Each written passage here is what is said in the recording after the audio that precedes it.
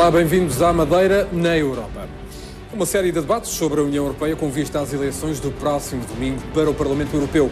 Fala-se muito de eurodeputados, de política europeia nacional e regional, mas afinal, que efeitos tem esta política europeia nas nossas vidas, no nosso dia-a-dia? Desta vez, para tentar perceber os contornos das políticas europeias, pedimos ajuda aos políticos, neste caso aos partidos com representação parlamentar na região, que são nossos convidados na plateia. Junto a mim, no palco, Nuno Teixeira, do PSD, e João Pedro Vieira, do PS, os únicos partidos com eurodeputados, ou melhor, eurodeputadas, eleitas pela Madeira no Parlamento Europeu. Bem-vindos a todos. Começava, se calhar, pelo Nuno Teixeira, que também já foi eurodeputado. Nuno, que desafios é que se colocam agora à Madeira no contexto europeu? Bem, Paulo, antes de mais, boa noite a todos os presentes. Eu creio que provavelmente hoje, como nunca no passado, grandes desafios se colocam não só à Madeira no contexto europeu, como creio que ao próprio país e à União Europeia como projeto em si. Se olharmos um pouco àquilo que tem sido a história e o trajeto da União Europeia desde que ela nasceu, a forma como ela foi evoluindo ao longo dos anos, se olharmos a todo o processo de alargamento da União Europeia, como ela foi crescendo de uma forma gradual, sustentada, numa fase inicial espaçada ao longo do tempo, depois em 2004 com o grande alargamento dos países da Europa Central e Oriental, e passa de facto da Europa dos 15 para os 25, e aí temos um salto grande, um salto que colocou alguns desafios até do ponto de vista institucional e na forma como as instituições estavam pensadas ou tinham sido desenhadas para funcionar. E, portanto, chegámos a uma Europa dos 28 com algumas... Em breve dos 27? Sim, em breve dos 27 era aí que eu já iria chegar, que era, ao longo deste trajeto, nós sempre olhamos para a construção do projeto europeu como algo que se iria, ou que se esteve a aprofundar, que foi tendo saltos qualitativos e quantitativos, que foi tendo aspectos de grande simbolismo, que as pessoas facilmente associam à União Europeia, à liberdade de circulação, a criação do euro, e, portanto, quase que se pode dizer que durante muito tempo as pessoas acalentaram alguma esperança de que tivéssemos até a caminhar num sentido de um federalismo e de se criar uma federação de Estados na União Europeia, e de um momento para o outro, basicamente a partir do momento em que pela primeira vez na história da União Europeia nós somos confrontados com um país a querer sair do clube, digamos assim. Durante muito tempo discutiu-se se os tratados europeus permitiam ou não a saída dos Estados-membros. A partir da última revisão do tratado, que o Tratado de Lisboa, o famoso artigo 50, ficou expresso que os países poderiam abandonar a União Europeia, e creio que naquela noite a generalidade dos cidadãos europeus foram quase que surpreendidos com aquele balde de água fria. E eu falo por mim, eu lembro-me naquele dia me ter deitado com a ideia de que o referendo teria um resultado, e deitei-me perfeitamente descansado, à espera do dia seguinte acordar e ouvir as notícias de que o Reino Unido se manteria na União, e fui surpreendido com o Reino Unido fora da União. E creio que a partir desse momento isso marca provavelmente um ponto de viragem para um processo que era já palpável ou que era já visível em muitos países, sinais evidentes de recrudescimento de movimentos nacionalistas, partidos de extrema-direita que foram ao longo do tempo crescendo, em alguns casos de forma exponencial, a sua expressão eleitoral.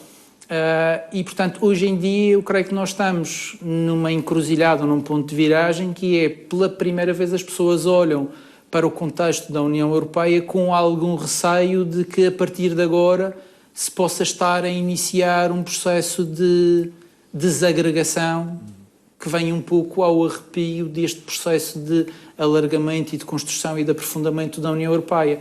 Isto, obviamente, coloca grandes desafios. Estas eleições europeias, em particular, vão colocar grandes desafios à generalidade dos Estados-membros.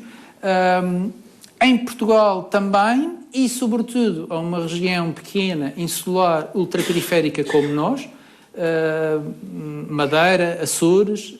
Eu hoje, por acaso, recebi um correio eletrónico com uma previsão daqueles que podem vir a ser na composição do próximo Parlamento Europeu, os deputados oriundos de regiões ultraperiféricas, e há o risco de eles diminuírem sensivelmente. Estamos a falar basicamente de 8 deputados num contexto dos 751 da atual composição do Parlamento Europeu e, portanto, se isto efetivamente se vier a confirmar, creio que poderá iniciar-se aqui um processo com consequências que eu, sinceramente, sem querer estar a especular, tenho algum ceticismo relativamente àquilo que pode vir a acontecer. João Pedro Vieira, como é que nós, os madeirenses, vamos ou devemos encarar o nosso futuro europeu? Muito bem, antes de mais nada, muito boa noite. Agradeço o convite que foi endereçado para aqui estar, à RTP, e queria começar por cumprimentar todos aqueles que aqui estão, que nos acompanharam ao longo desta noite, e todos aqueles que nos acompanham lá em casa. E não queria alongar-me muito nos cumprimentos, mas parece-me ainda assim que é importante felicitar a RTP pela ousadia de promover um programa como este, que tem, ao longo de 3 episódios, discutido a União Europeia de forma construtiva e de forma positiva. Começou com jovens de novas gerações que vivem hoje numa realidade totalmente diferente daquela dos seus pais e dos seus avós relativamente à União Europeia, depois pelos empresários e agora por aqueles que aqui, até de uma forma provavelmente mais descontraída até do que muitas vezes é feito no debate político diário, poderão também abordar estas questões da União Europeia. E eu julgo que ao longo desta campanha nós poderemos interpretar estas eleições sempre olhando para 2 contextos. E aqui o Nuno, com toda a propriedade até, com a sua experiência de eurodeputado, partilhou com todos nós e com quem nos acompanha lá em casa, que é, de facto, olhar para as questões estruturais e as questões de fundo da União Europeia. E outra forma que é olhar para as questões mais locais, para aquilo que é o reflexo das políticas da União Europeia aqui na nossa região. Nenhuma das visões eventualmente estará certa se não for devidamente conjugada. E esse é um desafio que, de resto, todos os partidos políticos têm naquela que é a sua atividade de campanha na preparação destas eleições do próximo domingo, dia 26 de maio. Porque se, por um lado, discutir as questões da União Europeia com o distanciamento que as instituições têm da nossa população pode provocar um distanciamento também relativamente a esse ato eleitoral, por outro lado, limitarmos a discutir aquela que é a realidade local da região face à União Europeia pode também limitar aquela que é a abrangência da importância da União Europeia para o nosso território. E aí eu julgo que muito daquilo que o Nuno disse, efetivamente, faz parte das preocupações de todos os partidos políticos neste momento. A União Europeia vive um momento muito particular, face não só ao Brexit, mas também a esta tendência de surgimento dos nacionalismos. Ainda este fim de semana tivemos um bom exemplo de como, de repente, nacionalistas que defendem a soberania dos seus Estados se unem numa eventual internacional nacionalista, ainda que isso acabe por ser depois até 2 realidades dicotómicas, mas que parece se preparar para unirem também no contexto do Parlamento Europeu. Tenho receio que isso possa acontecer na Madeira? Eu julgo que depois todas essas questões acabam por entroncar também nas questões políticas locais, por outro motivo, que é, ao mesmo tempo em que a União Europeia foi um projeto de paz, estabilidade, crescimento, desenvolvimento para todos os países e, em particular, para as regiões ultraperiféricas também, nós temos hoje uma fase em que todos nós somos confrontados com, até no limite, o possível fim da União Europeia em 10, 20, 30 anos, como algumas previsões, infelizmente, apontam. E, perante isso, há um trajeto que é diferente em Portugal. E importa também fazer essa referência. No nosso país, o Governo e as entidades que lidam com a União Europeia têm feito um trabalho importante de marcar também a diferença pela positiva na política da União Europeia. E Portugal, em particular, ao longo dos últimos anos, mostrou que era possível fazer diferente também na União Europeia. Quando o nosso país voltou a crescer, quando voltou a devolver rendimentos às nossas famílias, quando repentinamente nós conseguimos demonstrar que era possível ter contas públicas equilibradas, como nos pede a União Europeia, e ao mesmo tempo investir no país, investir devolvendo rendimentos à nossa população, aquilo que transmitimos foi um sinal de que é possível fazer diferente também na União Europeia, como de resto acabou por ser reconhecido no Eurogrupo. Vamos centrar. O que é que isso significa também para a nossa região?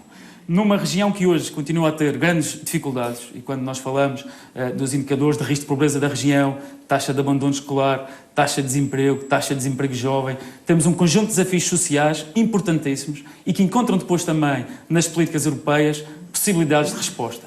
E esse é provavelmente o maior desafio que estas eleições para o Parlamento Europeu traduzem para a nossa realidade local. É possível nós termos na União Europeia também outro tipo de políticas que têm influência no dia-a-dia dos madeirenses, que não passam apenas pelo investimento em infraestruturas. É certo que, ao longo dos últimos anos, a integração na União Europeia foi útil para a região, trouxe capacidade de investimento em infraestruturas importantes também para a nossa região, mas hoje estamos claramente no momento em que é necessário repensar as políticas de desenvolvimento regionais, tendo em conta também aquela que é a nossa realidade e o nosso contexto europeu. E aí eu julgo que as propostas que querem que a União Europeia caminhe para uma nova agenda social, para um novo contrato social, passe a olhar mais para as pessoas e menos para as políticas de infraestruturas e de investimento em betão, provavelmente poderão fazer diferença. Eu queria só aproveitar aqui uma deixa que o Nuno tocou e muito bem, que é a questão da representação das regiões ultraperiféricas. E ainda que este não seja certamente o sítio certo para discutirmos questões partidárias, a verdade é que é importante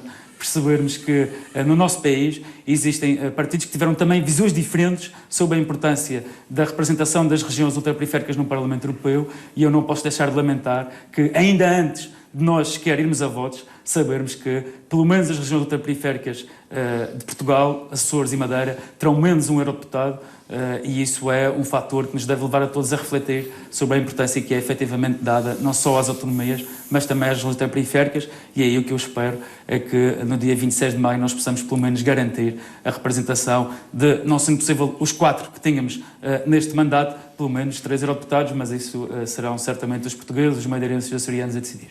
Muito bem, abertas as hostilidades, abria também aqui ao nosso painel a hipótese de poderem conversar connosco, e porque falámos das regiões ultraperiféricas, se calhar pedi a alguém do CDS, Luís Miguel Rosa, se calhar está mais perto ali do microfone.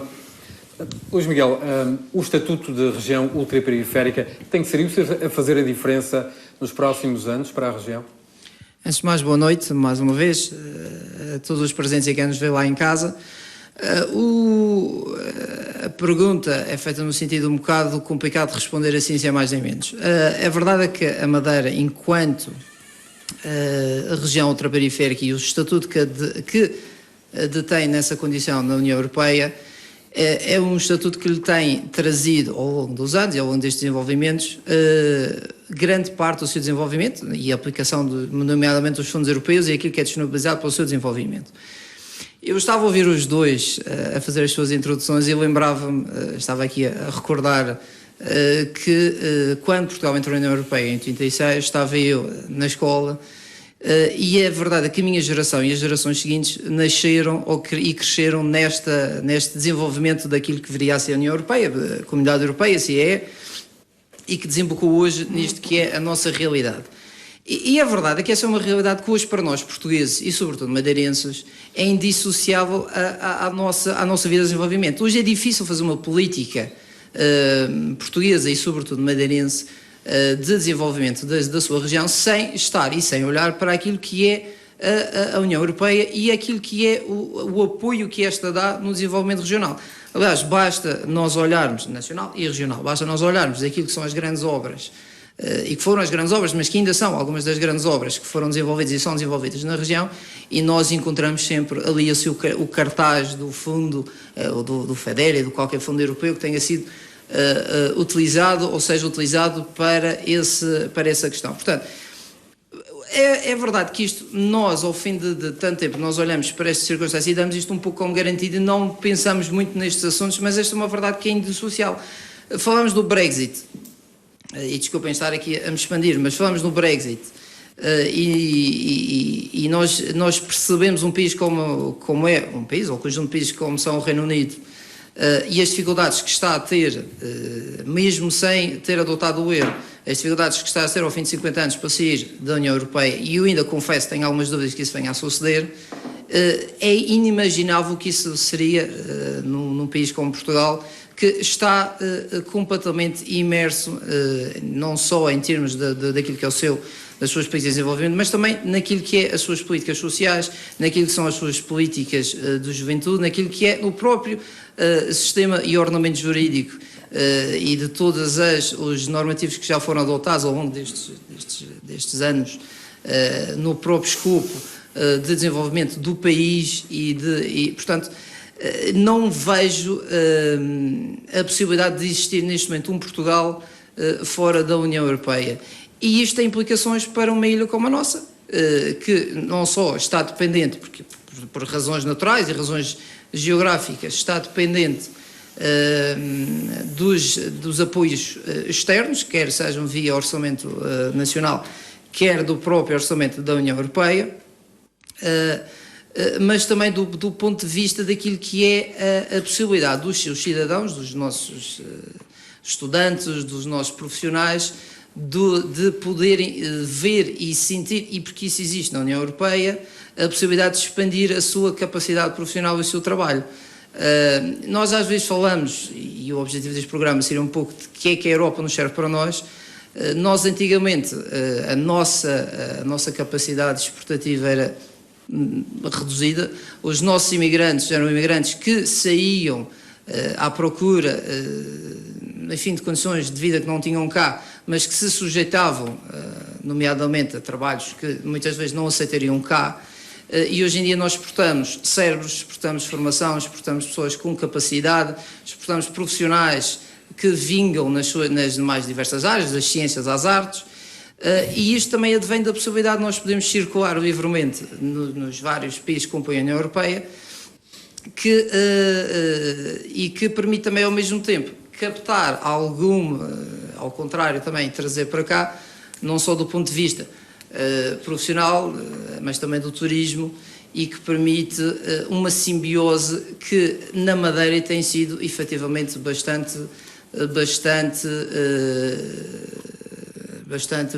Madeira tem sido bastante beneficiada com essa relação. O Estatuto de RUP, de Região Ultraperiférica, é dentro da União Europeia um estatuto específico, candidata-se naturalmente a uma série de benefícios próprios e de facilidades em termos de obtenção de fundos europeus e desenvolvimento para os seus projetos. É um estatuto que deverá ser defendido, seja lá quem for os deputados, que sejam, sobretudo os portugueses, mas sobretudo os madeirenses, que assumirão os destinos, enfim, a sua posição no Parlamento Europeu e assumirão essa posição de defesa de quem os elege, mas sobretudo da região que vem, e caberá a eles, efetivamente, juntamente com todas as forças, e aqui não é uma questão política, é uma questão de interesse regional, caberá a eles defender, efetivamente, a manutenção desse estatuto, o desenvolvimento desse estatuto, e nós se calhar não sabemos... o alargamento, que é aquilo que tanto se fala do Estatuto de Região Ultraperiférica, já vamos tentar perceber como daqui a pouco, mas se calhar íamos também a uma voz habitualmente mais dissonante nestas questões europeias, talvez do PCP, da CDU, não sei se o Lionel Nunes, se João Lizardo, se a Irlanda. Lionel, saindo, por exemplo, ou João Lizardo, João Lizardo, saindo num cenário hipotético, Portugal da União Europeia, como também defende, por exemplo, o candidato da CDU, a Madeira continuaria a ter ou poderia continuar através do Estado uma onda de desenvolver a região, como tem desenvolvido? Bem, boa noite. Eu, primeiro que tudo, ao contrário do que de alguma unanimidade, eu tenho muitas dúvidas sobre o tipo de debate que estamos aqui a fazer. Não só porque não houve suficiente indicação para preparação, mas porque me parece um bocado redutora esta visão da Madeira em si mesma, como se, perante os problemas que se colocam neste momento à União Europeia, e o Nuno Teixeira começou... Mas aí temos 6 televisões a debater, generalistas a debater o que acontece no resto do país e nenhuma a debater o que acontece na Madeira, à exceção da RTP Madeira. Não seremos nós, seguramente, a Madeira, a influenciar o futuro da União Europeia e os problemas que se colocam para o futuro da União Europeia. Mas os madeirenses querem saber como é que essas políticas nos afetam a nós especificamente. E, por outro lado, obviamente não há não há, pelo menos do lado do PCP, uma ideia de saída à força da União Europeia. Antes, pelo contrário, há que ponderar muito bem e encontrar caminhos para que... Uma saída pensada, eu julgo ter sido a expressão utilizada nos últimos dias pelo PCP. Sim. Não é uma... A hipótese que coloca não é uma hipótese justa, correta, porque não é de maneira nenhuma isso que se pretende. O que se pretende é que haja uma preparação do país e da região e da sua economia para que possa prosseguir autonomamente sem os ditames que existem neste momento e que, como todos sabemos, estão originados de alguns grandes países da Europa que impõem seguramente a sua vontade aos demais. Daí que não me pareça que seja colocável a hipótese o que é que aconteceria à Madeira. Não teria, na sua opinião, não teria efeitos particulares na região? Teria que, obviamente, que qualquer saída que fosse da vontade do povo português teria que ser suficientemente ponderada e que não iria introduzir alterações especiais para a Madeira. As consequências seriam as mesmas, globais do país. Muito bem, voltamos aqui ao painel. Nuno Teixeira, é um cenário, já há pouco já vi que não, mas a saída de Portugal da União Europeia seria... Bem, eu creio que a única vez... Em primeiro lugar, deixe-me perguntar se acredita que num futuro próximo ou distante os portugueses quereriam sair da União Europeia. Bem, não creio estar mandatado para falar em nome do povo português, mas aqui mas tem direito à opinião. A única coisa que posso dar é a minha opinião, que vale o que vale, não vincula mais ninguém que a mim próprio, e o que posso acrescentar relativamente a isso é o seguinte: creio que as únicas vezes que ouço colocar um cenário de saída de Portugal da União Europeia, quando ouço falar o PCP ou o Bloco de Esquerda e eventualmente outros partidos mais pequenos nesse espectro partidário. Creio que no resto do cenário político português, e creio que na generalidade da sociedade portuguesa, essas questões não se colocam. Mas eu, se o Paulo me permite, eu ia voltar aqui um pouco atrás, porque o João Pedro tocou aqui numa questão que é uma questão importante, e eu percebo a forma subliminar como ele a colocou, que é o facto de nestas eleições em particular não existir um candidato do PSD oriundo da região dos Açores. E eu aproveito para recordar ao João Pedro Vieira que eu, por exemplo, estive no Parlamento Europeu entre 2009 e 2014 e estive sozinho. Ou seja, na altura não tive ninguém do lado do Partido Socialista ao meu lado. O Sérgio Marques está aqui, tinha estado nos 5 anos anteriores, esteve acompanhado de um outro colega madeirense, o Dr. Emanuel Jardim Fernandes. Nos Açores, historicamente, tem acontecido assim, ou seja, estar um deputado oriundo do PSD e outro do PS, mas a questão não termina também por aqui, porque, repare, o facto de eu ter sublinhado o facto de, nesta próxima eleição do Parlamento Europeu, haver o risco de os deputados oriundos das regiões ultraperiféricas diminuírem, isto só vem intensificar o facto de isto não é um problema exclusivamente português, isto tem muito a ver com questões conjunturais. O João Pedro, perdoa-se uma expressão, está a falar de barriga cheia porque tem uma candidata colocada num lugar elegível. Há 5 anos atrás teve uma candidata colocada num lugar elegível, mas há 10 não teve. E, portanto, por exemplo, em Espanha, o PP, que é um partido que elege deputados de Canárias, outra região ultraperiférica, há 10 anos atrás elegia 21, 22 deputados, em 2014 elegeu menos, e para 2019 as sondagens apontam que possam eleger 11, 12. E, portanto, as questões que se colocam em Portugal e na Madeira colocam-se também do outro lado. Vou dar outro exemplo. Quando eu fui candidato ao Parlamento Europeu em 2009, o PCP ou a CDU tinha colocado em 8º lugar da lista, perdão, em 7º lugar da lista, o líder do partido então, o coordenador, o deputado Edgar Silva. E aconteceu que a meio do mandato, estamos a falar de 2011, o PCP faz uma alteração do seu grupo parlamentar e entrou o candidato que estava colocado em 8º lugar. O que significa que o coordenador do PCP Madeira, o Sr. Deputado Edgar Silva, renunciou à possibilidade de ir para o Parlamento Europeu em 2011 para dar o lugar à Inês Zuber. Independentemente de... E isto significa o quê? Significa que muitas vezes os partidos passam este tempo todo a fazer a campanha eleitoral pedindo o voto às pessoas, clamando pelos méritos das suas propostas, dos seus programas, da defesa dos trabalhadores, dos interesses das regiões. E chega o momento em concreto e o que é que fazem? Renunciam ao lugar, provavelmente porque o Comitê Central instrui que assim seja. Isto aconteceu em 2011, mas aconteceu agora novamente. Ou seja, no atual mandato, isto para significar o quê? Que no atual mandato, os deputados da CDU, houve um deputado da CDU que saiu a meio do mandato e foi substituído não pelo seguinte, mas por outro que estava 2 lugares à frente. Ou seja, os mandatos não são das pessoas, os mandatos são dos diretórios dos partidos. E isto não é bom para a saúde da democracia e não é bom para o debate político quando as pessoas tentam convencer os outros. Nós estávamos a falar da menor presença de deputados ou de representantes das regiões ultraperiféricas. Que decorre exatamente disto também.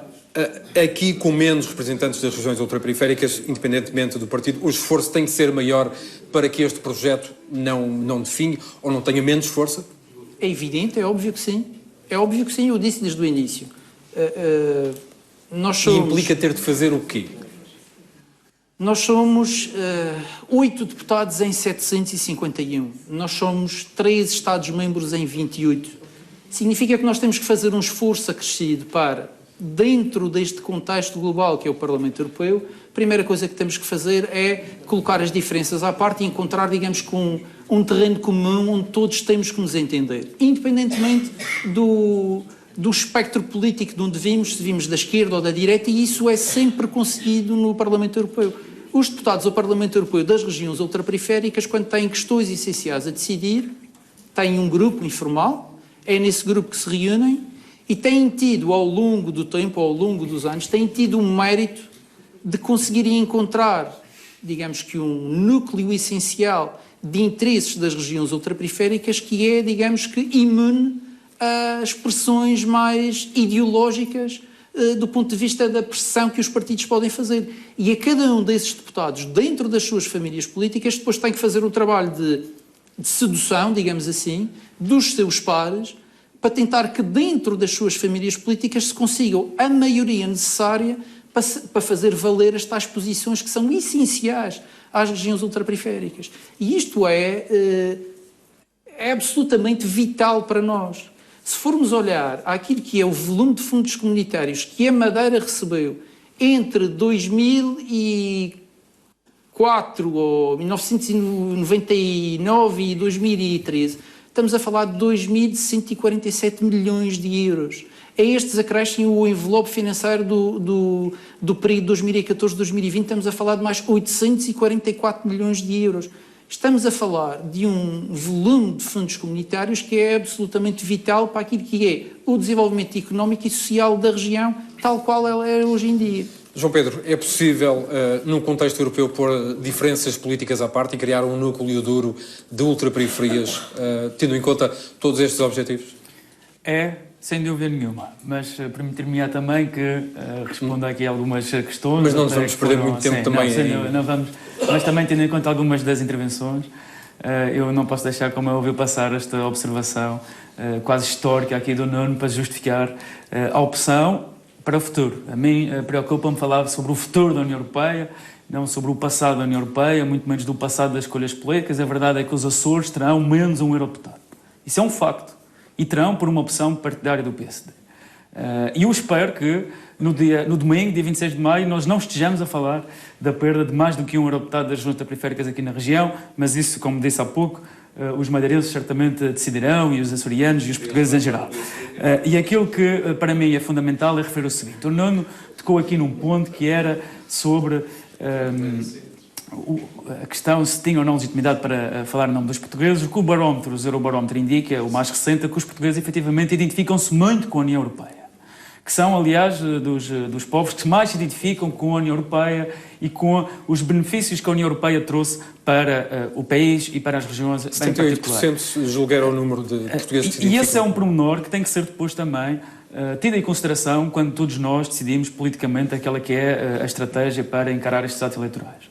E aí eu julgo Mas que... a verdade é que 78% dos portugueses se identificam como cidadãos europeus e gostam de estar na União Europeia, mas isso não reflete também a votação. Aquilo que eu... E precisamente esse é o ponto, e por isso é que na minha primeira intervenção eu falava, quando nós analisamos a União Europeia, se vamos discutir as questões de fundo, estruturais, as questões gerais sobre a União Europeia ou as questões locais. E daí também a importância deste debate, porque nos permite contextualizar isso mesmo. É fundamental nós discutirmos na Madeira da União Europeia... de 66% há 5 É anos. fundamental nós recordarmos ao madeirense a importância da União Europeia, a todos os madeirenses importantes, a importância dos fundos de coesão para a Madeira em particular, a forma como as regiões ultraperiféricas devem e podem continuar a trabalhar em conjunto, não só no contexto do Parlamento Europeu, onde todos os eurodeputados que representam as regiões ultraperiféricas têm responsabilidades acrescidas por defender os seus interesses, mas também no Comitê das Regiões Ultraperiféricas. E aí eu gostaria de recordar que, infelizmente, nem sempre o Presidente do Governo Regional deu o exemplo, faltando, inclusive, a reuniões do Comitê das Regiões Ultraperiféricas. E esse é um trabalho que os madeirenses têm que reforçar no dia 26 de maio, dando força a todos aqueles que representarão a Madeira no contexto do trabalho europeu. O nosso principal adversário nestas eleições é a abstenção. É a abstenção porque os madeirenses precisam de demonstrar nas urnas que a Madeira, em particular, tem eurodeputados que depois podem representar aqueles que são os nossos interesses das regiões ultraperiféricas, não só quando falamos de questões dos fundos de coesão, de questões de financiamento em geral, mas também na definição da agenda política na União Europeia. Dizia-se aqui que os deputados das regiões ultraperiféricas, das regiões, não alterarão o rumo da União Europeia. Ora, eu lamento, mas não posso concordar com essa afirmação, porque se assim fosse, não haveria necessidade de, nas listas a candidatos de cada um dos partidos, haver representantes das diferentes regiões e se calhar nem haveria necessidade de ter lá mais de 700 deputados, bastaria um por país. E, portanto, eu acredito na capacidade de representação dos deputados das regiões ultraperiféricas, da Madeira em particular, e aquilo que espero é que nós tenhamos efetivamente capacidade de influenciar as políticas europeias.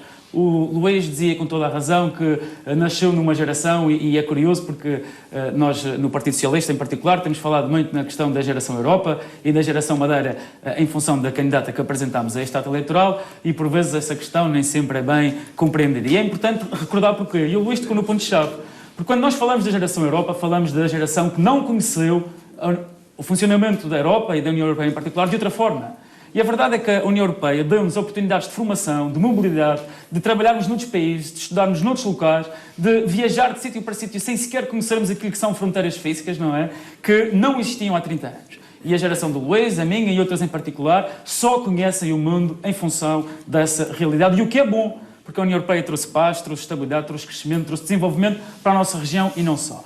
E quando falamos da geração Madeira em particular, falamos de pessoas. O Luís falou e bem na questão de nós exportarmos qualificação, de exportarmos cérebros, não é, neste momento. E falamos de uma geração que hoje teve a oportunidade de conhecer a União Europeia, de conhecer outros países e que agora está disponível para defender o seu país, defender as regiões ultraperiféricas, para representar-nos. Falo da Sara, como certamente falo de muitos outros fora do contexto político, de empresários que hoje representam a Madeira e o país em mega eventos como, por exemplo, o Web Summit que acontece todos os anos no país. Falo de investidores, falo de uma série de pessoas que, graças à União Europeia, tiveram a oportunidade de acrescentar valor ao nosso país, de acrescentar desenvolvimento e que hoje passaram a estar disponíveis para dizer a todos os portugueses, aos madeirenses, aos açorianos, que vale a pena estar na União Europeia, que vale a pena votar para influenciar as políticas da União Europeia, e é isso que eu tenho a certeza que os madeirenses também saberão reconhecer no próximo dia. E a questão é, com tudo isto, os madeirenses, muitos da nova geração já nasceram, obviamente, nesta União Europeia. Será pacífico perceber que o desenvolvimento que a Madeira teve por causa das políticas europeias. Eu já vejo ali o Paulinho Ascensão com vontade de intervir. Paulinho, então, porquê é que os madeirenses não vão às urnas? Sabendo tudo isto. Os madeirenses não vão às urnas, como todos os europeus, dão menos importância ao Estado eleitoral do que aos atos nacionais. E há uma questão fundamental que é a falta de democracia. Quem manda na Europa? Toda a gente reconhece é a Sra. Merkel. A Sra. Merkel não presta contas aos portugueses, nem aos italianos, nem aos franceses, não vão votar etc. porque a Sra. Merkel presta manda contas aos alemães. Portanto, isto... não, o problema é a falta de democracia. As pessoas votam, mas as decisões já estão tomadas, já estão fechadas e o seu voto acaba por contar pouco para o rumo que vai seguir. E o rumo que a Europa está a tomar neste momento é o rumo para o desastre. E é bom a gente lembrarmos porque é que surgiu a União Europeia, porque é que surgiu as comunidades europeias. Estamos a viver o maior período de toda a história de paz no continente, pelo menos entre as grandes potências. Houve a guerra da Jugoslávia e outros incidentes, mas entre as grandes potências nunca tivemos um período de 75 anos de paz, e isso deve-se em grande parte à União Europeia. Esse era o grande objetivo, mas perdeu-se de vista. Agora, o mercado era um meio de conseguir a paz, interligar a economia dos diferentes países seria um travão para que houvesse guerra. O mercado passou a ser o fim em si mesmo, sobretudo desde a introdução do euro. A solidariedade, a coesão, isso desapareceu. Portanto, nós beneficiámos muitos milhões ao longo dos anos da adesão, as outras regiões pobres, mais pobres da Europa também beneficiaram, mas nos últimos anos se calhar pagámos mais em juros às entidades europeias do que o montante que recebemos da coesão. E seguramente que estamos a nos desviar desde a criação do euro, os países do sul da Europa em geral, Portugal também, estamos a nos desviar do rendimento médio da Europa e não a convergir, que era esse o objetivo. Qual é a solução? E para o futuro, a tendência é para o pacote financeiro destinado à coesão ser cada vez menor, porque surgem agora novos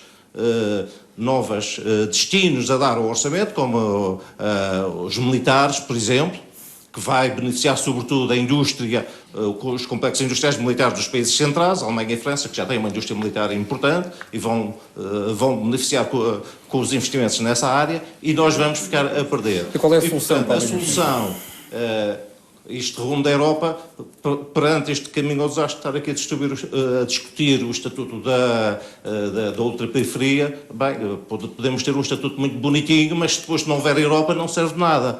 Portanto, o que é que isto nos toca a nós? Acha que o Estatuto da Ultraperiferia não trouxe vantagens à Madeira? Trouxe vantagens, mas mais importante é que continue a existir a Europa para que esse Estatuto da Ultraperiferia sirva de alguma coisa. Senão, se não houver Europa, não vale a pena, não serve de nada termos o Estatuto da Ultraperiferia.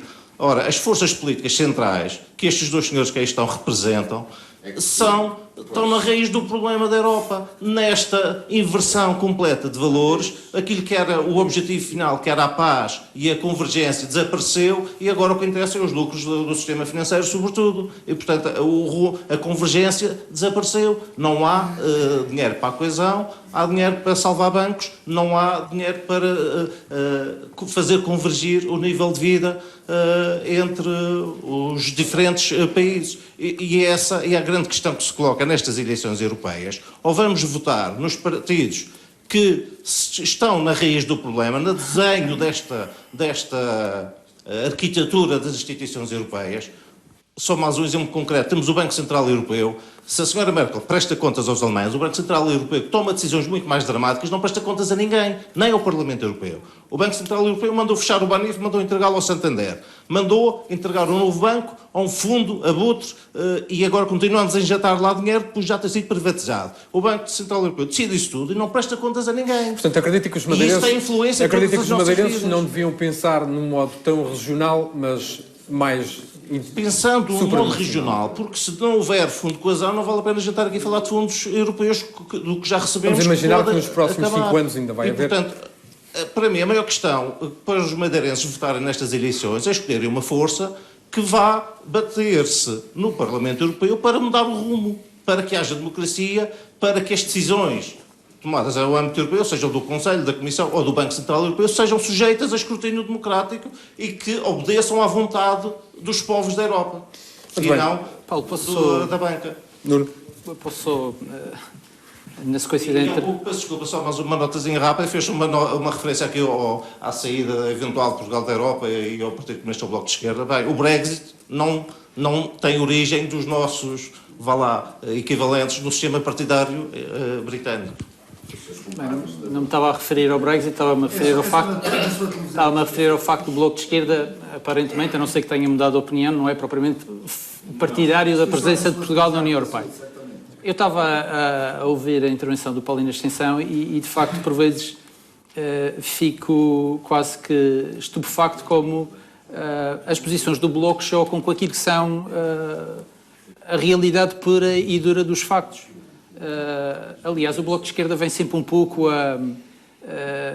atrasado relativamente à realidade dos factos. Eu recordo-me que em setembro de 2014 tinha eu saído há pouco tempo do Parlamento Europeu e a candidata do Bloco de Esquerda, novamente candidata à cabeça de lista do Bloco de Esquerda ao Parlamento Europeu, Marisa Matias, veio aqui ao Funchal e numa ação do Bloco de Esquerda fez uma referência e exortou a que fosse explicado aos madeirenses e aos portugueses onde é que estavam os 31 milhões de euros do Fundo de Solidariedade ainda respeitantes ao 20 de fevereiro e porque é que ainda não tinham sido pagos. E, portanto, havia só um pequeno problema que era os 31 milhões de euros a que a Marisa Matias se referia em setembro de 2014 tinham sido pagos em abril de 2011, só 3 anos antes. Portanto, mais uma vez, o Bloco de Esquerda vem um pouco atrasado relativamente à realidade dos factos. E aquilo que o Paulino acabou de referir não tem adesão absolutamente nenhuma com os factos e passo a explicar. Se forem reparar, por exemplo, ao orçamento da União Europeia entre 2007 e 2013, estamos a falar de um orçamento de 975 mil milhões de euros. O orçamento da União Europeia para 2014-2020, pela primeira vez na história da União Europeia, é inferior ao orçamento anterior. Estamos a falar de um orçamento com 960 mil milhões de euros. E também pela primeira vez na história, a política de coesão e o montante que estava adstrito no orçamento da União Europeia para a política de coesão, diminui, que em 2007-2013 era 347 milhões de euros, passou 2014-2020 para 376 mil milhões de euros, ultrapassando pela primeira vez a política agrícola comum, que passou de 416 mil milhões de euros para 371 mil milhões de euros. O que é que isto quer dizer? Exatamente o contrário daquilo que o Paulino Ascensão aqui defendeu.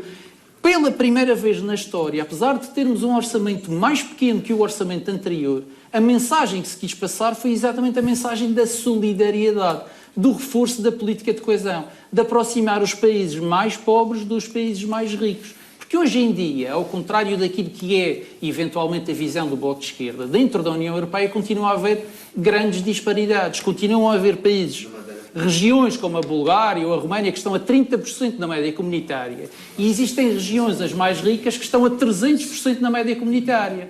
E o que o Bloco de Esquerda se esquece é que a Madeira, quando Portugal aderiu à União Europeia, e se formos buscar os dados estatísticos de 1990, nós estávamos a 41% da média comunitária. E 20 anos depois, em 2010, estávamos a 104% da média comunitária. Fomos de todas as 271 regiões da União Europeia a que mais cresceu e em menos tempo. E, portanto, quando os senhores vêm com o discurso da falta de solidariedade, isso é totalmente desmentido pela realidade estatística dos factos. Nem sou eu que digo, ou seja, não é uma matéria de opinião, é uma matéria factual. João Pedro. Sim, é só João Pedro. Como certamente poderão compreender, ainda que respeite todas as opiniões, há aqui questões que são verdadeiramente matérias de facto, não é? E a mim surpreende que o Bloco de Esquerda acusa o Partido Socialista de má construção europeia, quando foi o Partido Socialista o responsável pela integração de Portugal na União Europeia e por todo o trajeto, de resto, que tem sido feito ao longo dos últimos anos. Mas eu, como disse, estou mais interessado em discutir o futuro do que o passado e gostaria de recordar precisamente aquilo que tem sido feito ao longo dos últimos 4 anos, curiosamente até com o contributo do Bloco de Esquerda a nível nacional, e que foi um exemplo de que é possível influenciar as políticas também da União Europeia, dando bons exemplos no nosso país, naquilo que é depois a política da AD. É possível colocar um país a crescer, a devolver rendimento às famílias e mesmo assim cumprir com a política europeia. Mas queria tocar no ponto das regiões autónomas em particular, porque o Nuno falou em alguns dados estatísticos do crescimento da região, alguns dados que são efetivamente importantes. Mas nós continuamos com problemas estruturais na região. Quando nós falamos da taxa do risco de pobreza, por exemplo, que a região tem. Quando nós falamos, por exemplo, dos problemas que temos de qualificação. dos problemas de emprego, nós sabemos também que depois, no quadro das políticas europeias, é possível influenciar essa realidade regional. E é isso que os madeirenses têm que compreender, é isso que os madeirenses têm que saber, e é por isso que têm que dar força a quem, efetivamente, os representará no Parlamento Europeu.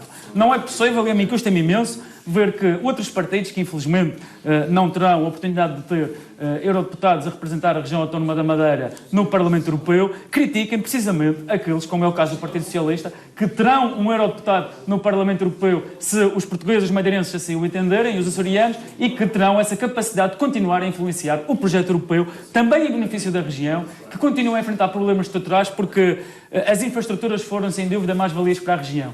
Mas hoje, nos territórios onde nós temos infraestruturas, passamos a ter outros problemas de coesão social, de coesão territorial, de imigração dessas pessoas que abandonam não só a região, mas também o país. E isso só é possível reverter se nós formos capazes também de influenciar as políticas europeias para voltar a apoiar, por exemplo, setores como a agricultura, como as pescas, como a produção regional, como os produtores regionais, que veem hoje o financiamento europeu, infelizmente, diluído, sem que depois isso tenha repercussão no produtor, por exemplo, da banana, que é um exemplo conhecido de todos os madeirenses, e isso só se faz com influência dos madeirenses em particular, também no contexto do Parlamento Europeu, e eu estou certo que é para isso que estão motivados aqueles que são candidatos em representação, no caso específico do Partido Socialista. Falou-se aqui no Fundo de Coesão, e a verdade é que, apesar da maior dotação, Portugal vai passar a receber menos do Fundo de Coesão e, por consequência, a Madeira.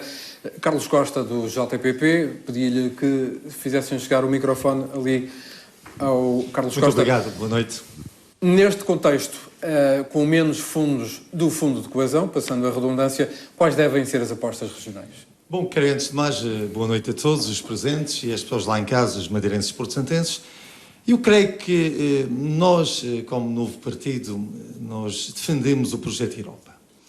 E defendemos efetivamente que esta Europa solidária, que subsidia as regiões, nomeadamente as regiões ultraperiféricas, onde se inclui também aqui a região da Autónoma da Madeira, uma região insular, ultraperiférica, que necessita também dessa solidariedade. É preciso recuar um pouco ao tempo do período em que nós, região, o próprio país, não estava integrado na Comunidade Económica Europeia. Depois, posteriormente, vem, digamos, a alteração à designação para se pôr na União Europeia. Então, nós sabíamos o nível de desenvolvimento que o país tinha e a própria região. E com a adesão, toda a gente tem verificado essa mais-valia, esse desenvolvimento. Ainda há dias, enfim, creio que em 2016, já foi há algum tempo, comemorou-se os 40 anos do Banco Europeu de Investimento. E só para Portugal foram investidos mais de 40 mil milhões de euros em fundos comunitários. E desses 40 mil milhões, podemos falar que entrou em Portugal à volta de 1 milhão de euros para fazer face, enfim, a um conjunto de empréstimos que foram, por sua vez, também adquiridos por via da Banca Nacional, aqui mais nomeadamente a Caixa Geral, o BCP, o Santander, que aí as regiões e o próprio país podia ter acesso. E aqui para a Madeira, muitas obras foram construídas. Estamos a falar de canalização de ribeiras, escolas, piscinas, estamos a falar de regularização de taludes, estou a me referir, por exemplo, ao tipo de infraestruturas básicas de equipamentos de utilização coletiva, e resultaram desses empréstimos que foram contraídos com o BEI. E isso foi uma grande mais-valia que os madeirenses portugueses tiveram. Eu defendo, enfim, e aceito e posso não, enfim, concordar na íntegra com muitas das opiniões que aqui foram proferidas por alguns partidos. Respeito, são pontos de vista, nós vivemos em democracia, temos que aceitar.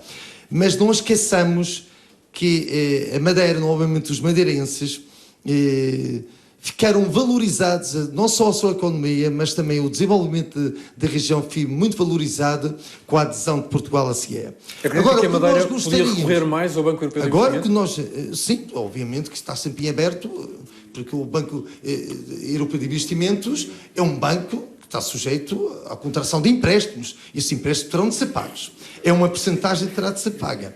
Agora, aquilo que nós gostaríamos que fosse mais valorizado é que se incidisse nestas RUP, nestas regiões ultraperiféricas, uma política de valorização mais social, em que se conseguisse, estava previsto haver cortes, até foram considerados inaceitáveis, nomeadamente pelo Presidente do Governo Regional dos Açores e da Madeira, os cortes que andaram à volta do cofinanciamento, que estavam nos 85%, que poderia passar para os 70%, havia um corte de 15% do cofinanciamento. Creio que houve um recuo, e ainda bem que aconteceu esse recuo, porque a região não suportaria investir para além do valor que suporta no cofinanciamento, na concretização de muitas obras. Mas aquilo que nós gostaríamos que fosse efetivamente concretizado fosse esta valorização mais social, em que se apostasse mais nos fundos estruturais de investimento, quer do Fundo Social Europeu, quer mesmo do FEDER, não só para apoiar a economia, como a economia à base de pequenas e médias empresas, e repare-se que muitas delas sobrevivem à custa também destes fundos comunitários por via dos fundos ou dos incentivos ao investimento, dos incentivos, por exemplo, ao funcionamento. Repare que muitas destas empresas, com estes apoios ao funcionamento, conseguem suportar até os próprios vencimentos dos trabalhadores, ao funcionamento até do pagamento da luz e da água, até mesmo o pagamento, por exemplo, das infraestruturas onde estão sediadas estas empresas. Portanto, era inconcebível se não existissem estes apoios dos sistemas de incentivos. Portanto, nós somos da opinião que o apoio terá de ser agora direcionado não só para continuar a valorizar a nossa economia e ajudar a crescer cada vez mais, porque nós estamos dependentes apenas da atividade económica, que é o turismo, e resta-nos também um pouco de receitas fiscais do Centro Internacional de Negócios, mas se não fosse esta solidariedade do projeto europeu, que nós somos da opinião que devia incidir mais em políticas de valorização social, em que pudesse também solucionar aquilo que nós consideramos que é os baixos níveis de qualificação, os índices de pobreza, melhorar também e esbater a taxa de desemprego jovem, nomeadamente. Nós não só eliminar as questões ligadas à precariedade e a deficiência ligado às questões laborais. Portanto, nós somos dessa opinião e entendemos que o projeto europeu é um projeto para continuar e nós valorizamos. Ainda tem muito por explorar. E temos, de facto, que aproveitar os fundos comunitários, porque sem os fundos comunitários, eu costumo dizer aquilo em jeito de brincadeira, nós teríamos muitas dificuldades em sobreviver. Muito bem, pedir-lhe que passasse ali o microfone 3 cadeiras ao lado, ao Mário Pereira, do CDS, que julgo que também queria fazer uma intervenção. Sim, muito boa noite. Quero felicitar a RTP pelo debate e penso que os madeirenses lá em casa estarão, na verdade, a pensar para que é que servem os eurodeputados, nomeadamente os eurodeputados da Madeira. E deixem-me deixar aqui uma reflexão baseada nos últimos 4 anos. Tivemos, de facto, 2 eurodeputadas que nas suas intervenções... Sim, são 5 anos, não são exatamente, 5 anos, que fizeram um conjunto de intervenções em defesa da Madeira. Mas vejamos agora o caso, por exemplo, da senhora deputada Ana Gomes, que fez tudo o que esteve ao seu alcance para, no fundo, prejudicar a Madeira e o Centro Internacional de Negócios. Ou seja, não é só a questão do número de eurodeputados, é aquilo que eles defendem, é o conjunto de políticas que vão lutar na União Europeia. E nós não queremos eurodeputados que, obviamente, sejam madeirenses e vão representar, vão, juntamente com outros eurodeputados, mas esses eurodeputados que não são da Madeira vão fazer o contrário daquilo que a Madeira quer. E nos próximos 5 anos, receio que, por exemplo, o ex-ministro portanto, Pedro Marques, do Partido Socialista, que lembro que foi o ministro com a tutela da TAP, e toda a gente sabe o que aconteceu à TAP nestes 5 anos, que vá para a Europa defender o contrário da senhora deputada do PS, eleita, se for eleita. E, portanto, o importante não são as pessoas. O importante para nós no CDS é as medidas que defendem e a força que fazem pela defesa dos interesses. E no caso do Centro Internacional de Negócios, estamos a falar quase 125 milhões de euros de receitas, diretas e indiretas, são muito importantes para a região. E eu pergunto, se perdermos, como queria a Sra. Deputada Ana Gomes, se perdermos esses 125 milhões de euros, onde é que no nosso orçamento regional vamos cortar 125 milhões de euros? Na educação? Na saúde? No investimento? Nós não queremos isso. Nós queremos que os deputados, não só os da região, mas todos os outros do resto do país, pensem que a Madeira é uma região igual às outras, com os mesmos defeitos, mas as mesmas qualidades e exatamente com os mesmos direitos. E isto é que eu acho que é importante. Obrigado. Paulo, por favor, na sequência desta intervenção, quer dizer, no início do debate havia um apelo para não se partidarizar o debate, mas como é óbvio... Toda a gente acabou por fazer um bocadinho melhor. Perante estas questões, como é óbvio, eu terei que fazer aqui a defesa da honra do Partido Socialista. Por um motivo, eu confesso que, deixe-me só, que o Mário vem em representação do CDS, certamente, e eu quero dizer que, relativamente à doutora Margarida Pocinho, nada tenho a apontar, e longe de mim sequer fazer uma crítica, tenho pena é que alguém com um currículo tão prestigiado vá num lugar perfeitamente inelegível na lista do CDS, vai em quinto, e portanto nós sabemos que, infelizmente, não será eleita eurodeputada. E a mim surpreende-me imenso que o Dr. Mário Pereira venha aqui dizer que as pessoas não interessam, o que importa são as ideias, porque eu só conheço um manifesto regional. Eu só conheço um partido na região que apresentou o seu manifesto com as suas ideias para o Parlamento Europeu. E esse partido é precisamente o Partido Socialista. E não só o Partido Socialista apresentou o seu manifesto com as 10 áreas prioritárias de intervenção no Parlamento Europeu, com as suas propostas e com as suas ideias que demonstram a influência que é possível os eurodeputados terem. Também, eu ouvi com atenção e espero que saibam fazê-lo também. Não só o Partido Socialista colocou, claro, aquelas que são as suas 10 áreas prioritárias, as suas medidas concretas para influenciar as políticas do Parlamento Europeu, como no caso concreto do Centro Internacional de Negócios da Madeira, dissipou quaisquer dúvidas. E está lá preto no branco. O Partido Socialista defenderá o Centro Internacional de Negócios da Madeira com total legalidade e transparência, como de resto, e permitam-me esclarecer, porque é importante que os madeirenses o saibam também lá em casa, tem feito não só a candidata a eurodeputado do Partido Socialista, como o presidente do Eurogrupo, Mário Centeno, enquanto Ministro das Finanças, como tem feito o candidato do PS a presidente do Governo Regional e como tem feito o Sr. Primeiro-Ministro. E para terminar, o Sr. Deputado lançou aqui mais uma vez um anátema que tem sido recorrente sobre Pedro Marques e a questão da TAP. Ora, eu recordo que foi o governo do CDS e do PSD que quis privatizar a TAP. E, Sr. Deputado, a pergunta que eu tenho que fazer é que, se você queria privatizar a TAP, como é que quer depois que um governo, e aí eu lamento o desconhecimento que por vezes existe, porque eu julgo que certamente saberão que, infelizmente, e aqui o Nuno poderá até dar esse contexto, a legislação europeia é muito específica em torno daquela que é a possibilidade de influência dos Estados sobre um sector como é o das companhias aéreas e do seu funcionamento. E aquilo que eu tenho pena é que não só o seu governo pretendeu do CDS, eu sei que custa ouvir, não só o governo do CDS e do PSD tentou privatizar a TAP, como criou o modelo que hoje causa constrangimentos a toda a região autónoma da Madeira, e todos os madeirenses e porto-santenses, e que o ministro Pedro Marques, quando desafiou o governo regional liderado pelo PSD com a sua autonomia e em respeito pela opinião de todos os madeirenses, regionalizar essa competência, não aceitou que assim fosse. E, portanto, eu, não querendo, como é óbvio, centralizar o debate nas questões da região, aquilo que quero garantir a todos os madeirenses e porto-santenses é que o PS apresentou um manifesto, tem 10 áreas prioritárias, tem propostas concretas e tem uma deputada em lugar elegível que eu espero que mereça toda a força dos madeirenses e porto-santenses no próximo dia 26. Vamos guardar o dialeto político para o Parlamento Regional, onde ele deve estar e onde está habitualmente, e vamos tentar falar questões mais concretas sobre a região. E agora pedia que passassem o microfone aqui ao Sérgio Marques para uma pergunta muito concreta. Por exemplo, nas pescas, a reconversão da frota pesqueira na Madeira é essencial?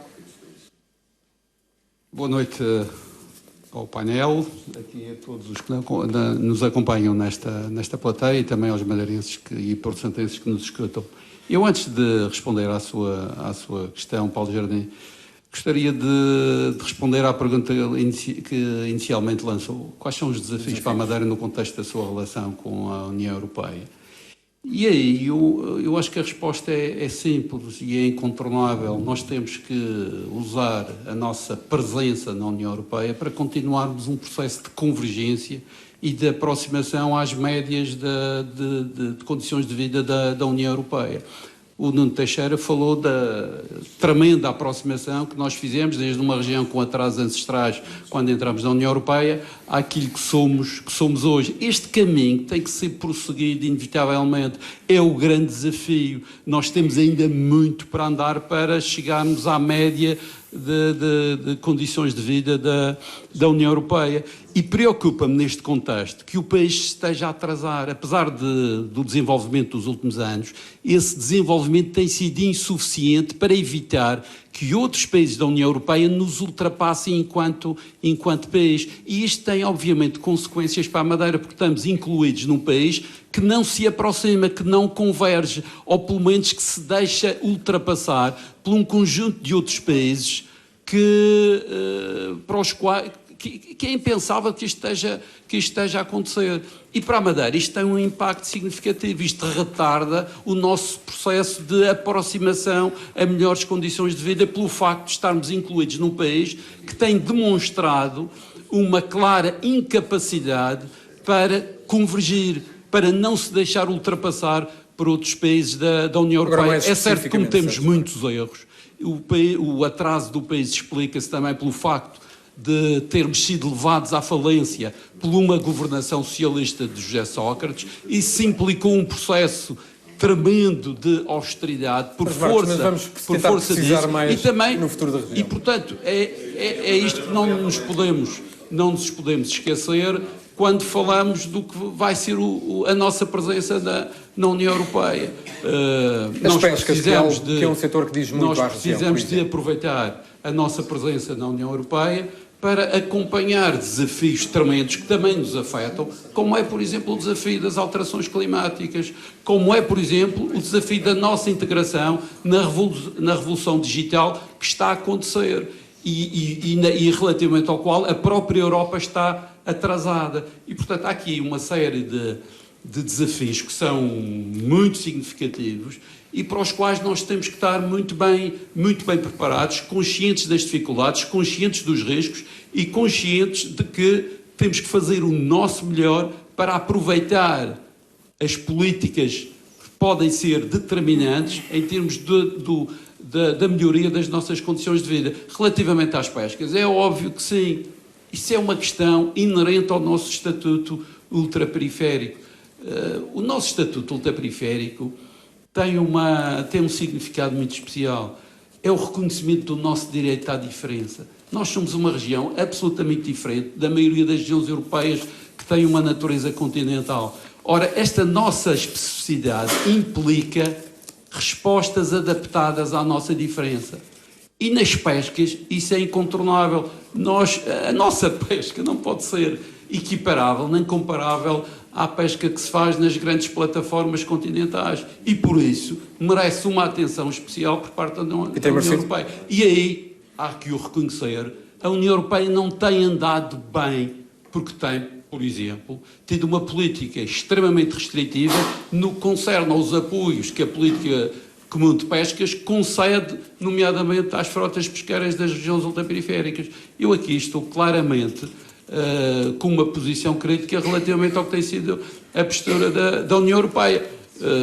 A nossa deputada, no âmbito do Parlamento Europeu, consegui que o Parlamento Europeu aprovasse uma posição favorável, mas eu duvido que esta posição do Parlamento Europeu venha a ser acompanhada pela Comissão Europeia relativamente a esta matéria. Queria só que passasse o microfone ali ao Quintino Costa do PTP, que ainda não ouvimos ali.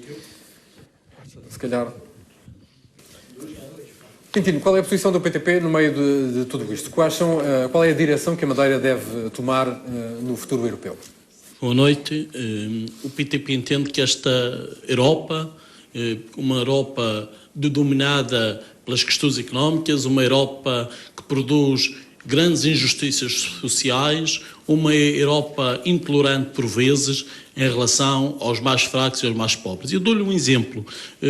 A Comissão Europeia, em 2018, num comunicado, numa quase exigência a um Estado-membro, porque a Portugal dizia que Portugal tem que flexibilizar ainda mais as leis laborais, que Portugal tem que reduzir ainda mais os direitos laborais. A Comissão Europeia, que conhece ordenados mínimos na ordem dos 500 e tais 600 euros que se pagam em Portugal, por exemplo, na área da restauração, onde um trabalhador trabalha 10, 11 horas por dia, muitas vezes, por vezes nem tem direito a um dia de folga, para receber 500 e tais euros, e a Comissão Europeia diz que isto é injusto, que é preciso ainda prejudicar muito mais, desproteger ainda muito mais os pobres que trabalham. Esta é a União Europeia que temos.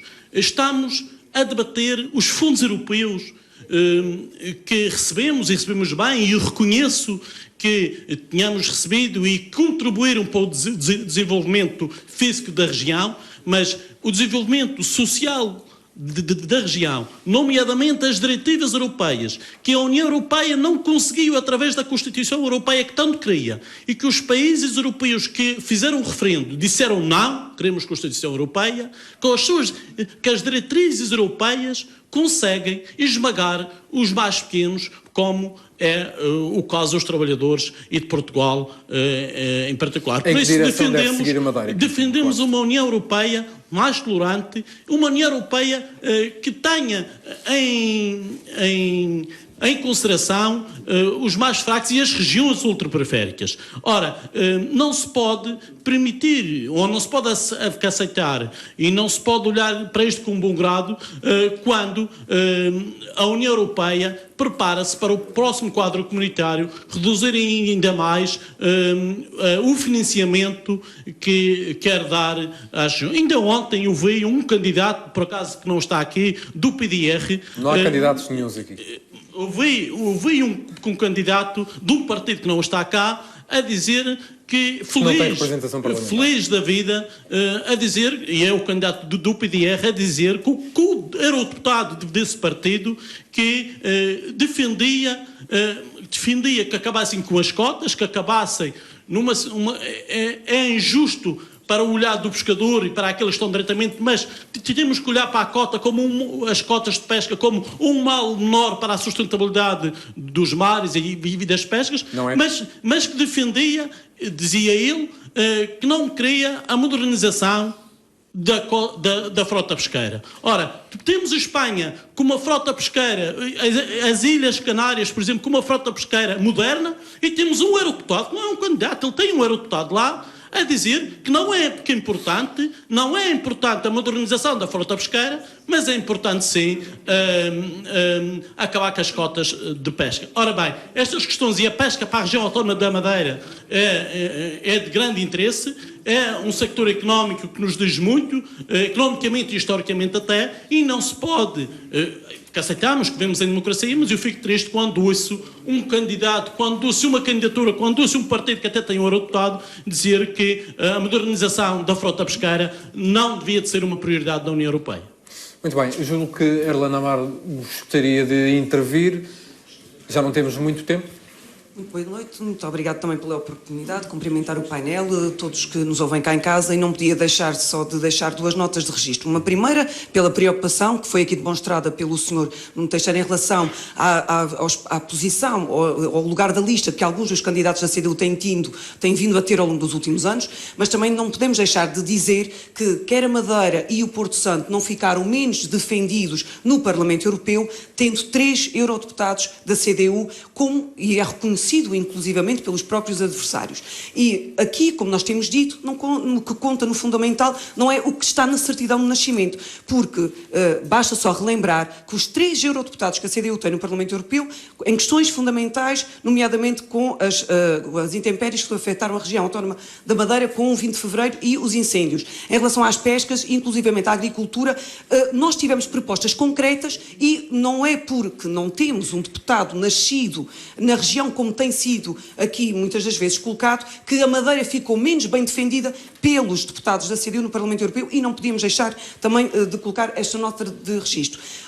Uma outra questão que também não queria deixar daqui colocar é porque quem nos ouve lá em casa e disse que o objetivo do debate era mobilizar para o voto no próximo dia 26 e ajudar a esclarecer as pessoas da importância de ir votar. Que impactos é que tem diretamente para a região? Basta lembrar que cerca de, se não me falha a memória, 60% de toda a legislação que depois tem impactos diretos no país, na região, na vida direta dos trabalhadores, é através da União Europeia. Por isso é necessário que as pessoas tenham consciência que tudo aquilo que é decidido por outros lá fora tem impacto direto na vida das pessoas. E uma outra coisa que deve estar a fazer muita confusão às pessoas lá em casa. Nós, possivelmente, e a descrição que aqui é feita, é de que devemos viver num paraíso. Porque quando nós dizemos que exportamos cérebros, há quem interprete isso como uma exportação de uma coisa positiva. Aquilo que nós dizemos é com pena e que verificamos que a precariedade que muitos dos nossos jovens enfrentam leva-os a sair. Por isso, nós, e aqui, quando é dito como se fosse um aspecto positivo, a questão da exportação de mão de obra para outros países, aquilo que nós dizemos é que a precariedade que a região e o país têm enfrentado é que leva a que muita da nossa mão de obra mais jovem também saia da região. Uma última nota de registro, porque também sei que o tempo é pouco. Nós não podemos deixar de falar dos fundos que a Madeira recebe e o país recebe, sem depois também falar da questão da dívida, porque quem está a dar com uma mão também já está a tirar com a outra. E muitas das vezes fala-se dos apoios que vêm para a região no sentido de ajudar ao desenvolvimento, mas depois as pessoas perguntam e lá em casa devem perceber bem isso. Quando se faz um empréstimo para adquirir uma casa, as pessoas fazem um empréstimo de um determinado valor, mas estão sempre a cramar, e utilizando a expressão que as pessoas bem reconhecem, que pagam muitos juros. Pois é isso que todos nós estamos a fazer. Os impactos diretos que esses juros têm na vida de cada um de nós, é que por isso é que temos os níveis que temos em relação ao desemprego, temos os níveis que temos em relação à precariedade e em relação às questões também da falta de habitação, e não posso deixar, antes de passar a palavra, porque já agora que me foi dada a oportunidade, de lamentar que, e ainda ontem aqui tentou-se que não se partidarizasse aqui o debate, mas infelizmente acabou por acontecer, e depois... É normal, numa plateia com políticos. Mas depois há questões que não podem deixar de ser colocadas. Quando a região tem um déficit em relação à habitação, e no caso concreto do Conselho do Funchal, com cerca de 3.700 famílias, nós vimos ontem uma iniciativa de uma candidatura, que é do PSD, dizer que há um investimento e tomam como exemplo positivo aquilo que acontece no bairro da Palmeira, nós não podemos deixar de lamentar. E porquê? Porque quando se diz que há mais de 30 anos que esse bairro não é intervencionado, então a pergunta que se deve deixar, porquê é que não usaram os fundos europeus? Há, como a CDU tem denunciado, um subaproveitamento dos fundos europeus. Muito bem, obrigado. Vou pedir-lhe que passe o microfone aqui ao Bruno Pereira. Bruno Pereira, rapidamente, temos muito pouco tempo, 2 ou 3 áreas fundamentais para o investimento da Madeira nos próximos anos a nível europeu. Boa noite, mas eu não consigo resistir. Vai ter que resistir um bocadinho. Muito rapidamente, porque quando falamos de assuntos europeus, falamos de questões muitas vezes são complexas para as pessoas que nos veem lá em casa. E é importante falar com rigor de todas essas situações. Ora, foi falado há pouco, nomeadamente aqui por parte de João Pedro Vieira, de uma situação que ainda por cima fez uma acusação, dizendo, e o Paulo pediu no início, e o João Pedro dizia que não a fazia, que o Sr. Presidente do Governo Regional não estaria presente num conjunto de instituições em que tinha essa obrigação. Bem, em primeiro lugar, dizer ao João Pedro que eu não percebi... O João Pedro disse o Comitê de Regiões Ultraperiféricas, mas isso não é uma coisa que não existe, é uma confusão da sua parte. Ou existe o Comitê das Regiões, que o Presidente faz parte, ou existe a Conferência dos Presidentes das Regiões Ultraperiféricas, que o Presidente também faz parte. Ora, em ambas estas instituições é possível a representação e, portanto, todos os senhores Presidentes que fazem parte delas fazem-se representar, entre os quais o Sr. Presidente Vasco Cordeiro, que muitas vezes faz representar pelo seu Secretário Regional. Não nada de grave tem nesta matéria e, portanto, isto é uma acusação que o Sr. Primeiro-Ministro António Costa, quando esteve cá, fez num comício e que, pelos vistos, tem sido propalado como se fosse aí um crime de lesa prática, quando é perfeitamente normal, dentro das instituições, essa mesma questão, embora... Enfim, volto a dizer, são 2 instituições diferentes, a confusão que foi feita. Adiante. Questões estratégicas. Nós temos de falar, em primeiro lugar, em 5 ideias muito importantes para a União Europeia nos próximos anos. Tem que ser 5 ideias muito rápidas. Uma Europa inclusiva, uma Europa sustentável, uma Europa competitiva, uma Europa que defende as suas populações, das migrações, do terrorismo, e, portanto, uma Europa que é cada vez mais coesa do ponto de vista social e territorial. E, portanto, estas 5 ideias significam que, do ponto de vista da inclusão, o pilar dos direitos sociais, que é fundamental nesta Europa e que se materializa por questões novas na área da habitação, na área do acompanhamento da pobreza, na área da formação profissional, na área da educação, na área da mobilidade. Nós esquecemos que hoje em dia um dos projetos mais importantes para a União Europeia é o Erasmus, que permite a mobilidade de muitos jovens, estudantes, não só universitários, próprias escolas de segundo e terceiro ciclo, escolas secundárias, bolseiros, investigadores, e, portanto, tudo isto é possível acompanhar ao longo da vida dos jovens, dos seus vários estágios. O Erasmus é um programa que acompanha e que permite esta mobilidade e que cria uma verdadeira cidadania europeia. Uma Europa sustentável, uma Europa, como aqui é falado, que do ponto de vista das alterações climáticas, das questões da economia circular, daquilo que é, digamos assim, a reciclagem, a diminuição do uso abusivo do plástico que nós fazemos nas sociedades contemporâneas, é esta Europa que quer liderar aquilo que é o Acordo de Paris, recentemente, onde, infelizmente, outros países importantes, como os Estados Unidos, colocaram-se à margem deste processo de uma forma perfeitamente irresponsável. Uma Europa que é competitiva para as suas empresas e que tem no crescimento económico, um crescimento económico de baixo teor de carbono, ou seja, quer uma transição do ponto de vista energético, utilizando menos recursos finitos, menos petróleo, e que, utilizando mais energias recicláveis, e as empresas, através dessa competição, da diminuição dos seus custos, conseguem, digamos assim, competir no mercado internacional de uma forma diferente. E uma Europa também que tem que ser protetora. Infelizmente, nós vimos num passado recente como atacaram-nos aquilo que tínhamos mais seguro, que é exatamente o nosso bem-estar, a nossa segurança, em atentados como na França, como na Bélgica, e todos os Estados tinham o dever de cooperação entre si, de forma que, através dessa cooperação, se consiga lidar da melhor maneira, bem como acomodar as questões das migrações, que é uma questão muito controversa, mas que a Europa, com regras, com certeza, não pode ser uma fortaleza, mas tem que alojar e acomodar com regras as pessoas que procuram asilo, que procuram um porto seguro por guerras, por situações de perseguição nos países onde vivem. Portanto, esta é a Europa que todos nós protegemos, todos nós desejamos. Um ponto final que eu para ser rápido. Meio ponto final. Meio ponto final. Nesta Europa... manifesto que eu espero que tenha oportunidade de replicar. Não, pelos vistos, desde João Pedro não havia manifestos, mas há claramente ideias por parte do PSD. Todos tiveram a oportunidade. Eu só tenho pena que a candidata não os tenha apresentado. Eu dizia na candidata do PSD. Da ultraperiferia, falava mas muito provavelmente bem será essa a confusão. Da importância da periferia. Eu dizia que a ultraperiferia está um pouco para a União Europeia, como está a autonomia para a República Portuguesa. É a ultraperiferia que nos faz, em primeiro lugar, ganhar dimensão. Nós somos somente 250 mil pessoas, somos 4 milhões de habitantes na ultraperiferia, com as 9 regiões que conseguimos ganhar um peso negocial completamente diferente. E, acima de tudo, a ultraperiferia é o reconhecimento dos sobrecustos. Ou seja, nós, como somos ilhas, com exceção da Guiana, que é um enclave, temos sobrecustos, temos mais custos para a nossa economia. Significa que cada coisa que nós fazemos cá há um custo de transporte. As ultraperiferias terão que ser valorizadas. Vamos ter mesmo de ficar por aqui. Obrigado. É só um pormenor. Não vou dar tempo, mas nós não estamos no Parlamento Regional. Agradeço a todos, agradeço João Pedro Vieira. Toda a gente teve a oportunidade de expor as suas ideias. É pena que não tenhamos tido a oportunidade de falar mais sobre a Europa e menos sobre a política regional e menos sobre as acusações de partidos que devem estar reservadas para o Parlamento Regional. Obrigado a todos pela vossa presença. Esperamos que tenha ficado um pouco mais esclarecido sobre esta Europa e sobre aquilo que lhe pedem para votar no próximo dia 26. A RTP Madeira continua com os debates com os candidatos até sexta-feira e depois, claro, acompanhamos ao segundo a noite eleitoral no domingo. Até uma próxima oportunidade.